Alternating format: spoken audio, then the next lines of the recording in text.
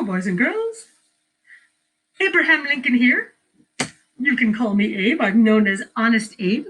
I'm sure you've probably heard of me because I was, after all, one of the presidents of the United States. I've also got my picture on the $5 bill. Look at me there. Do I look handsome? I'm also on a penny.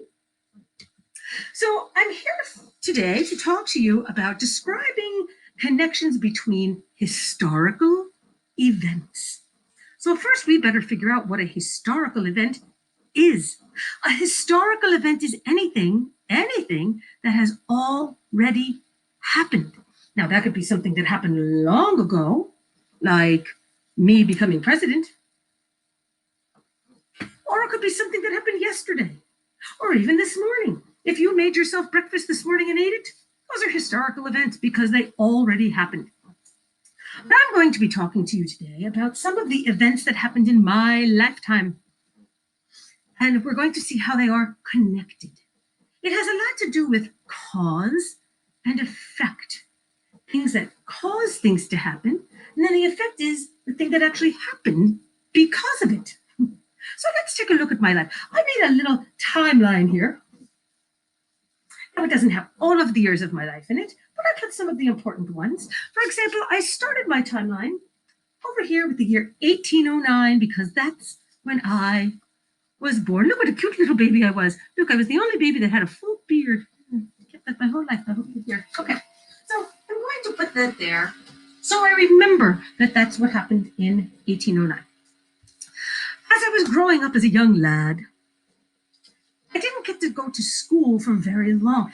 It wasn't like now when you go to school and you get to go every day and year after year.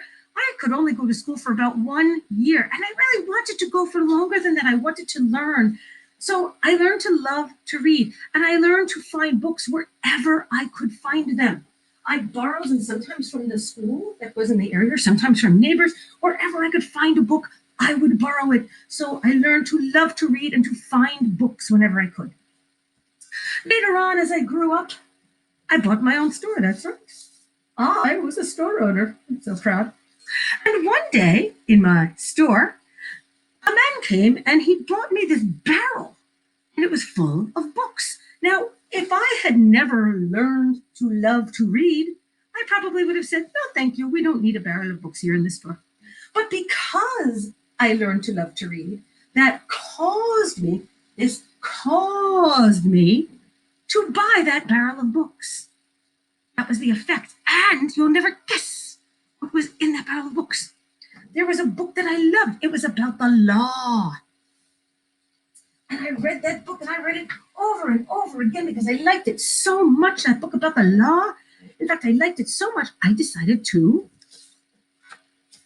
become a lawyer. So finding that book and reading it it was connected to the fact that made me become a lawyer. This was the effect. The cause was reading the book and loving it. The effect was becoming a lawyer. And I was a lawyer for a good number of years. And while I was a lawyer, I learned all about, the law and about the different rules that govern this fine nation of ours. And the more I practiced the law and the more I spent time in a courtroom, I realized I really wanted to do more for the country. And the more I learned about our country and its laws, I eventually became president. The flag looked a little bit different back then. We didn't have as many states. I'm going to put that here. Okay. So as you can see from this little timeline that we have constructed, each thing caused the next thing to happen. So my learning to love to read, that caused me to buy these books for my school. That was the effect. And when I found that book about the law, I loved it so much that caused me to become a lawyer. Becoming a lawyer was the effect that it had. And when I practiced the law and learned more and more about the laws of our country, that caused me to become president. That was the effect. So as you can see, each one of these events had something to do with some way connected or tied in to the next thing that happened. And boys and girls, when you are reading, particularly nonfiction, you will often see this happen, that different things that really did happen, whether it happened long ago in the 1800s or earlier today, when things happen, they cause other things to happen. It's like a series of events, almost like a chain, one thing connected to the other. And so I hope this clears things up for you a little bit today about cause and effect. This is Abe Lincoln saying thank you for coming today. Make sure you take a look at me in the $5 bill because I look so cute there in my little blue. Thank you, boys and girls.